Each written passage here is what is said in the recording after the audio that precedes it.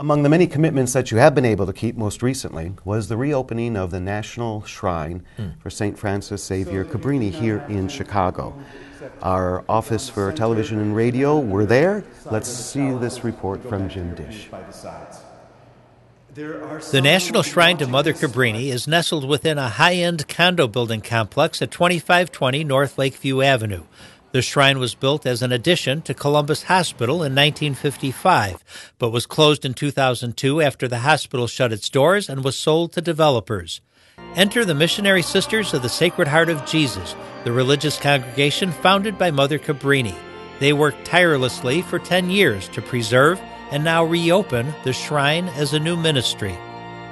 The shrine of St. Francis Cabrini is really a gift to the people of Chicago because St. Francis Cabrini died in Chicago. So she is really considered a Chicago saint. And so this is a special place for us. It's a special place for the people of Chicago.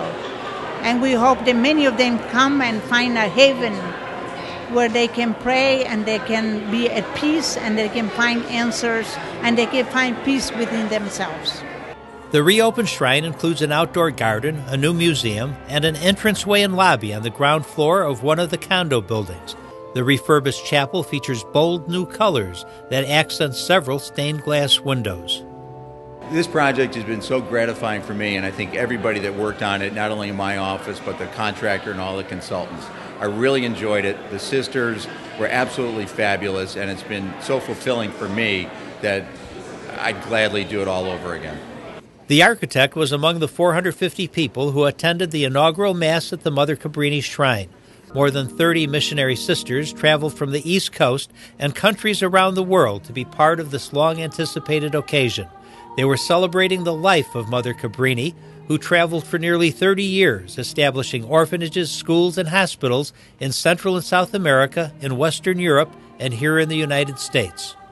Here in this shrine, a new spiritual ministry, not brand new, but a resurrected, that's what we could call it, a resurrected spiritual ministry to nourish the faith of Chicagoans and others who come as pilgrims to pray and worship, and it resumes today. The essential element of our life must always be centered on a dynamic, personal relationship to Jesus and loving service to others. Without that, there's nothing. We thank God for giving us Mother Cabrini as a model of missionary discipleship, one who showed us how to love unselfishly, to respond to the needs of the vulnerable among us. Francis Xavier Cabrini came to the United States with 6 sisters in 1889 to work among Italian immigrants. Chicago became one of her main bases of operation. The small museum at the shrine houses her reconstructed bedroom, including the wicker chair in which she died. A relic of Mother Cabrini, her right upper arm bone, has been reinstalled in the base of the altar.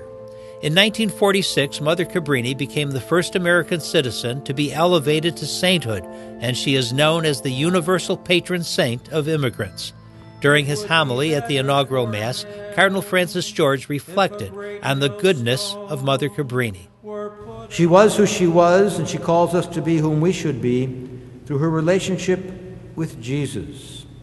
It is that relationship that enabled her and enables us to welcome the good, no matter its source, to recognize evil, no matter the actor or its provenance, and above all, to protect the most vulnerable among us. The National Shrine to Mother Cabrini stands as a Catholic treasure in Chicago, and thanks to a group of persistent sisters, that treasure can be experienced once again. I'm Jim Dish, reporting for the Church, the Cardinal and You. Looks like it was a marvelous celebration. It was very, very moving for me. I was in grade school when Mother Cabrini was canonized, and we made much of it. The sisters told us who she was, first American citizen. She was an immigrant from Italy, but she lived much of her life here in this country, did a lot of marvelous works, not only in Chicago where she died, but in New York and in Seattle and in New Orleans. She was constantly on the road. And behind her, there were hospitals and schools, and she died in Columbus Hospital here. Columbus Hospital, however, was taken down And we had to work very hard. The sisters of her order, the Missionary Sisters of the Sacred Heart, worked very hard to preserve the chapel and the room where she died. And so it's a shrine now within a much larger building, a condo building, a beautiful building, that reminds us of her and the call to sanctity that's now universally recognized since the Second Vatican Council, and the way in which she was a very determined woman, some said stubborn, took on one of my predecessors, Archbishop Quigley, whoever then saw that this was the hand of God and cooperated with her completely. But that was the story of her life. She was God-driven. And the beauty of the chapel, it has a major relic, a major part of her skeleton is there. And so it will be a place where people will continue to pray to God, a place sanctified by her death. And I was just very privileged to be there, truly.